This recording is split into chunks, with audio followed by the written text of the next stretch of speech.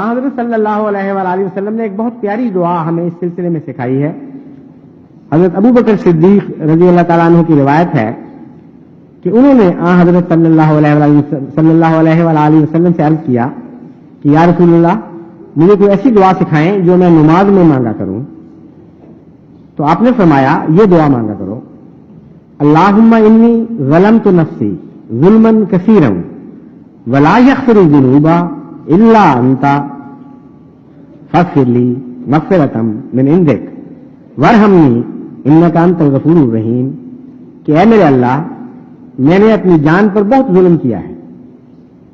ظلما کثیرا، بہت ہی گناہ کیے ہیں میں نے، ولا یغفر الذنوب الا انت، لیکن جانتا ہوں اور یہ بھی جانتا ہوں اچھی طرح کہ تیرے سوا کوئی بخشنے والا نہیں، فاغفر لی مغفرۃ من عندک، بس میری مغفرت اپنے حضور سے فرما۔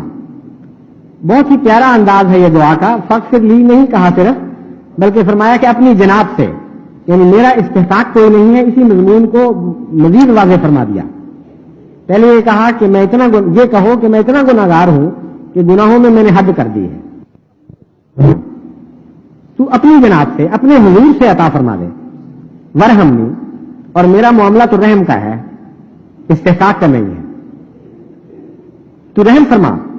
انک انت الغفور الرحیم، تو بہت بخشنے والا اور بہت رحم کرنے والا ہے۔ بس اس دعا کو التزام سے جماعت احمدیہ اپنے لیے اختیار کر لے، کیونکہ حضرت مسیح موعود علیہ الصلوۃ والسلام فرماتے ہیں کہ اب جب کہ امن کی حالت میں ہو اپنے لیے استغفار کرو، جب وہ وقت آ جائے کہ خدا کے عذاب پہنچ جائیں اور قوموں کو اپنی لپیٹ میں لے لیں، وہ وقت استغفار کا نہیں ہوتا۔ بس آج جو تم استغفار کرو گے وہ مشکل وقتوں میں تمہارے کام آئے گی، اور میں دیکھ رہا ہوں کہ دنیا بڑی تیزی کے ساتھ تباہی کی طرف جا رہی ہے اور بہت ہی شدید مسائل دنیا پر پڑنے والے ہیں، اور کوئی ملک، جیسا کہ حضرت مسیح موعود علیہ الصلوۃ والسلام نے پیشگوئی فرمائی تھی، ان خطرات سے امن میں نہیں ہوگا، نہ جزائر کے رہنے والے، نہ ہندوستان، نہ پاکستان، نہ پنجاب کے لوگ، اور بہت بڑی تباہیاں آنے والی ہیں، چند سال کا واقعہ ہو یا چند اور سال کا، لیکن اب یہ مقدر ہو چکا ہے، انسان کے اعمال اتنے سیاہ ہو چکے ہیں اور اس کی جرأت خدا تعالیٰ کے خلاف اتنی بڑھ چکی ہے اور اس کے مظالم اس انتہا کو پہنچ چکے ہیں کہ جب یہ واقعات اس شدت سے ہونے لگے تو اللہ کی پکڑ آ جایا کرتی ہے۔ اس لیے استغفار کریں اور کثرت کے ساتھ استغفار کریں، کیونکہ حضرت صلی اللہ علیہ وآلہ وسلم فرماتے ہیں کہ وہ شخص جو استغفار کرتا ہے اور اس کے دل میں خدا تعالیٰ کی محبت ہوتی ہے، اس وقت اس کے دل کے کسی ذرے کو بھی آگ نہیں پہنچ سکتی، کسی حصے پر بھی خدا تعالیٰ کا عذاب وارد نہیں ہو سکتا۔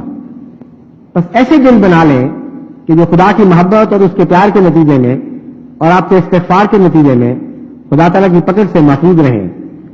اور اللہ تعالیٰ تمام دنیا پر بھی رحم فرمائے اور بنی نوع انسان کے لیے بھی احمدیوں ہی کو استغفار کی توفیق بخشے۔